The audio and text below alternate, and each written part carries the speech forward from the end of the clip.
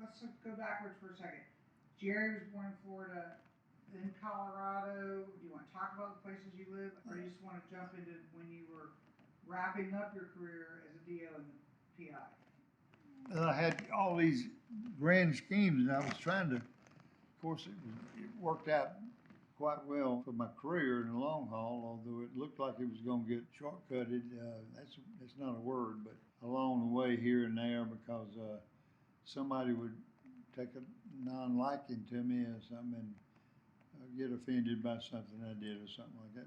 Just rarely that ever happened. Usually, I was a favorite lad most everywhere I went. Because I did my job. It was fun to be around. I was the best damn pilot wherever I went, and it was just people didn't have any problem with it. So went to the Air Force Academy, and this was called career enhancement.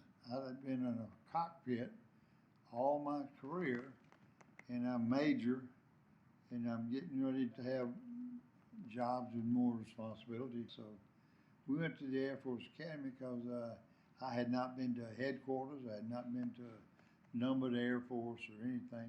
And you have to have done that to be eligible for promotions. So I was there at the Air Force Academy to enhance my career.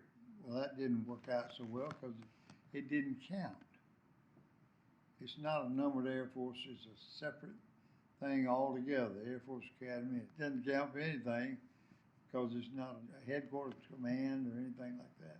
But I get to meet and work with General Robin Olds, which is probably one of the highlights of my life working for that man. If he was around today, we'd still be kicking ass over yonder in Afghanistan. And if the president tried to turn it, he'd kick the president's ass. That's just who he was. We don't have those anymore because we eliminate them before they make captain, because they're not socialized and they're not woke and they're not thinking right. And anyway, it went from there, and I went back into the cockpit. So I went back to George Air Force Base, get recurrent in the F4. You went to Georgia, you were in California, you flew F4s, and you went to Korea. Mexico, Alabama. Yeah, we came back to Georgia while you did a TDY in Korea for 18 That was months. a PCS, because it was Permanent change station, yeah. I went there as an assistant ops officer, and when I showed up, new guy on the block, had a big going away party for the wing commander, a guy named Katu. And everybody was terrified of him because he just right in your lunch every time you got. If you were all right, he was a good man. But I've been on base now 2 weeks. This is his going away party, big flight suit and everything, and they made me the MC of his going away party. And I hardly knew the guy's name. I didn't know anything about his reputation other than what people were telling me. And they were feeding me a line of bullshit as a joke, you know. They was let's see, give us to old Kush. He won't know any better. He get this guy. So I was roasting this guy, and he does not roast easy. But somehow or another, I did it to the point where he didn't take it seriously.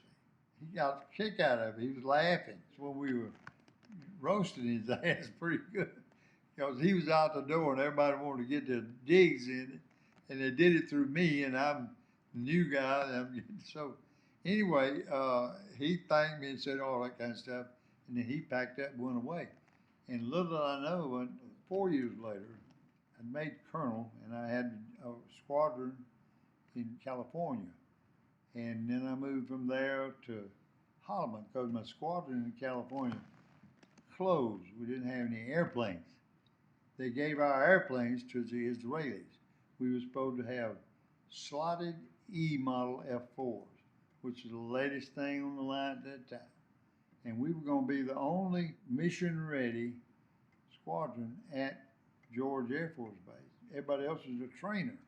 It was like that for about 8 months with no airplanes. And I was having to send my people all over the damn world to get their flying time so they get paid and get all this. And it just finally they just said, we're going to shut you down because we don't have airplanes, so you can't have a mission. And I'm now working as a assistant to the DO.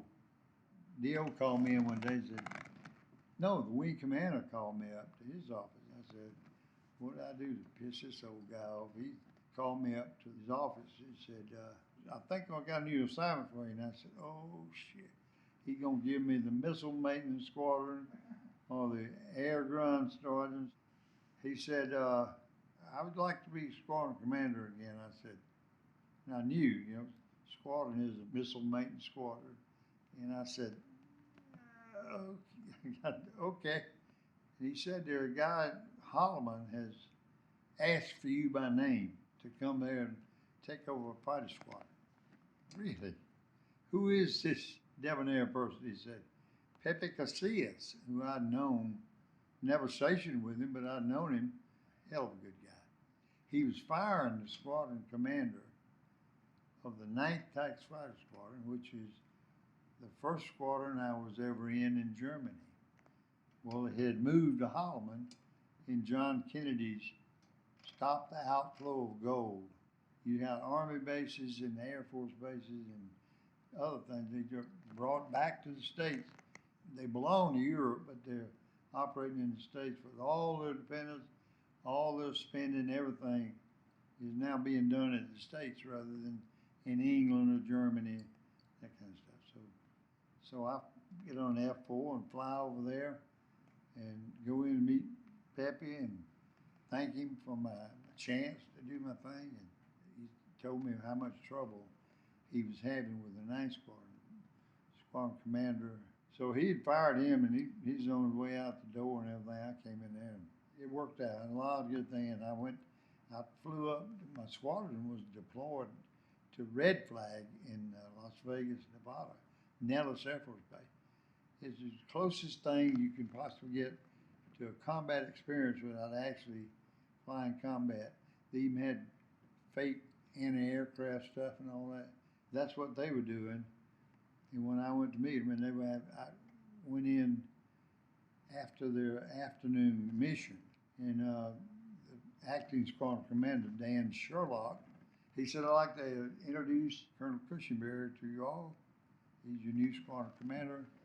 And they all stood at attention. And they said, let's say hello to Colonel Cushenberry. And they all said, hello, asshole. And then he said, let's say hello to the asshole. Hello, Colonel Cushenberry.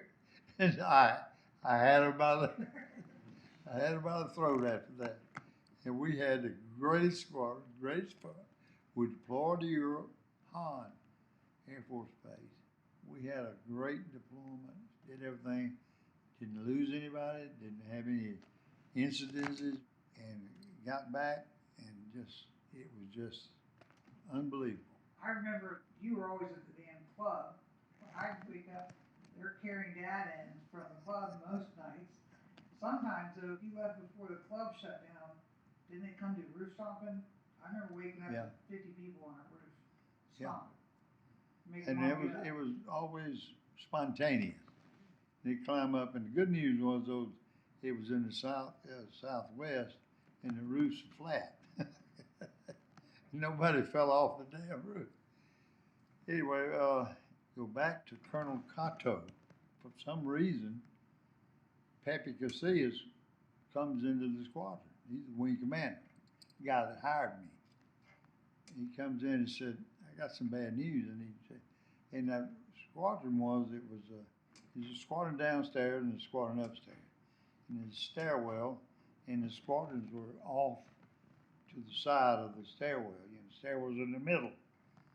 So let's stepped out in the stairwell, and he said, I don't know what happened, but you made colonel 2 years below the zone. And Cato was on that board. He was on the below the zone board. So you never know what's going to happen. Something's going to come back to visit you later on, because I did all that stuff with him, and he didn't know me, so he couldn't take it personally. But he said I did a good job, so that's what he said. It could have gone the other way, and that would have been a no-go on the 2 year below. That's so right. You got promoted to colonel early. Keep your nose clean and do the right thing. because you don't never know who's watching and what they're gonna do with it. That's happened to me more than one time. Did that when I was here in the ROTC. The commander of the ROTC, which is 150 some odd detachments nationwide. We won number 2 out of 152, 3 years in a row. The number 1 people changed every time. We stayed right at the top the whole time. And General Hearn, who was the commander of all that, had sent me a last letter and put an article in the paper.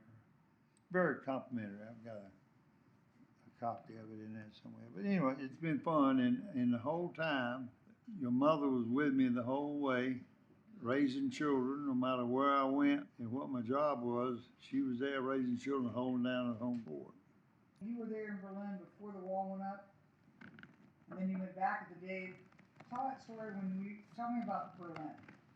That was really prophetic almost. What? Us being there both times. Oh.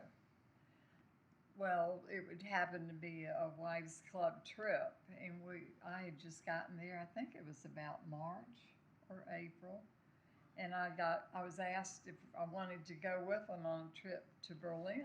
So I said yes, of course. And Tony was not even 6 months, 6, 8, or yeah, so. maybe a year old. But we did a whole group of women from the Wives Club. We toured all in Berlin, all over, went through the Brandenburg Gate on a bus, and I mean, you could go anywhere at that time, or at least we could go with a group, but we were watched, and they got on the train during the night to check our ID cards. Going to East Germany. Going to the east, but it was safe. I remember we went to that nightclub in Berlin where you sit at a table and other tables can call your table to dance. Yeah, it's a very famous place. What is the name of that? But anyway, that was kind of interesting. And then years later, so you were there before the wall went up, but then you came back when I lived there and the wall started coming down. Remember, we were in Berlin, Yeah. hammering away at the wall. Yeah. Well, I went on a tour that was different from her tour when they were putting up the wall, and we went through Checkpoint Charlie, did all that. And I have pictures of that somewhere in my junk, and you could see where the wall was going up, way on out into the countryside on both sides, all through the town. It was just there, covered. Well, that was when Kennedy had the crisis over Cuba. He was sitting alert. You were sitting alert all during that time. Well, what I'm talking about, it was when I was grounded for hepatitis. It was about a year after you went or sometime. Anyway. A couple of years later. But I'm saying, saw the whole wall going up. We were allowed to go through because we were in uniform and we had IDs and things like that. But she probably wouldn't have been able to go through by that time. She was earlier. Probably not. Because they had shut it down basically. And So we were there November 1989, November 9th. Yeah. Because you were there we were there to watch a promotion. Someone was getting promoted to general. Yes. And he was taking command of Temple Hall. Temple Hall. So we flew up there from down in Ramstein, and we were able to go to the walls. They took us to parts of the wall. We could break out our own part. So yeah, he took us out into the suburbs, out in the field. We went across the field, and it was still almost big humps to the wall. We just, you could take a piece that big around, or you could get a chip, whatever you wanted to take out. But they all had graffiti on it. So anybody that we gave that wall to really appreciated it. It meant something to them. But Tracy, that's where we went to the Oberammergau. Froze. You and I went down to froze to death. Oberammergau, southern Bavaria for the passageway. Froze to death. Yeah, it was so cold. We're sharing a sweater, we're both in one Would sweater. we have a coat or a blanket? I'm not sure. You see what we're talking about by being able to travel all over the world and see everything. Our children are with us and things like that. That's part of it. That's a big part of having been a career in the Air Force or any branch of the service. When you can do that with your spouse and your children, it's double special. Gives you the perspective you wouldn't probably have in almost any other profession, unless it was government or something like that. I always think about, people ask me growing up what we did on vacations, because here in Georgia, everybody goes to the beach. We never took a vacation that I remember but we've been everywhere. Like, we've been to Redwood Forest, to Petrified Forest. When you were in Asia, how many places did you travel? I mean, Oh, Korea. I went to China. Hong Kong. Had to buy new Did you go suitcases to, every place we went. did you go to Japan? Yeah, I went to Japan too. Dakota, I mean, Yeah. we went to the DMZ. Y'all took, Yeah, when North we went, Korea. we were in the DMZ in the sandbags. Saw the table, where they signed the papers between North and South Korea. Went to the caves in the Philippines. Found all sorts of things the Japs had left in the caves. Little tiny medicine bottles, Yeah. little vials or And sometimes the language whiskey on it bottle. where they, I guess, Filipinos or Americans or Field, whoever was able to smuggle that kind of stuff in and use it and left the bottles there and they would be in the cave.